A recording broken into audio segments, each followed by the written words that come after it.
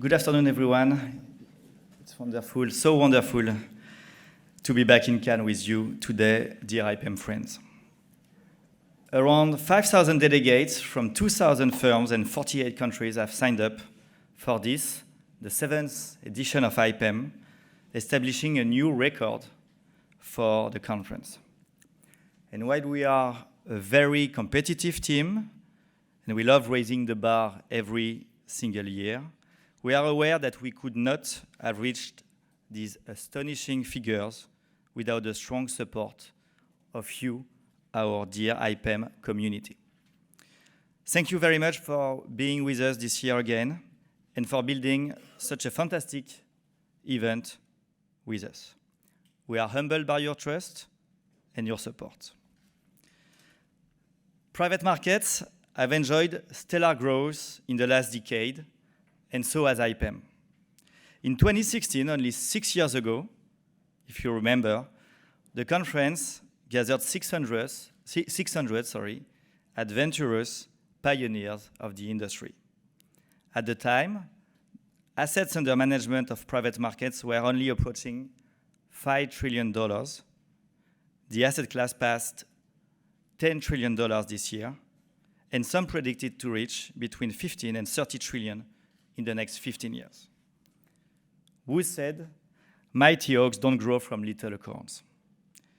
Indeed, the last few months look a lot like a wake-up call, even for a fast, growing, resilient, and smart industry like private equity.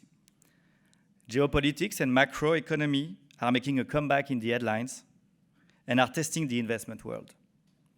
And to be fair, many of the younger private equity firms are experiencing these events for the very first time in their history. In these times, self-confidence, genuine debate, and transformative ideas are pretty much needed. Our world-class speakers today will have the opportunity to both look back with the gift of insight, back to the very roots of what made the success of private equity. They will also have a chance to look forward, where the opportunities and the future of the industry are to be found. This is our team for IPEM. Sorry. Probably an important announcement. This is our team for IPEM 22, building on new foundations.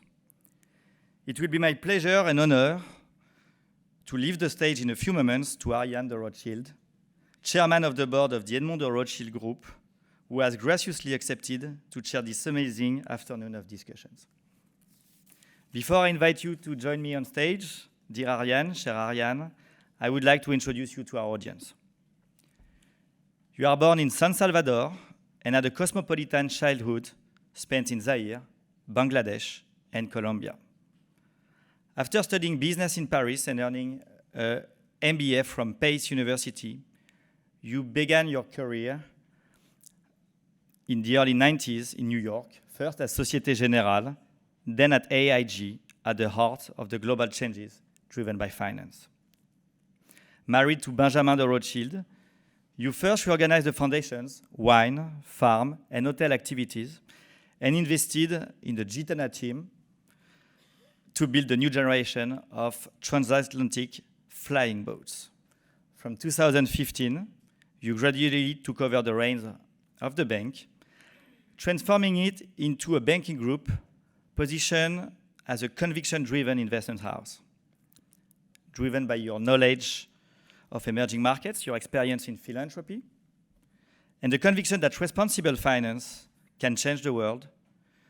You have resolutely oriented the group towards impact investing. Topics such as the dialogue of culture, education, the environment, the place of women, economic and social development, as well as the responsibility of passing on the legacy from your philosophy and field of your action. They also lay the ground for new foundations to our world, and that's what our industry needs.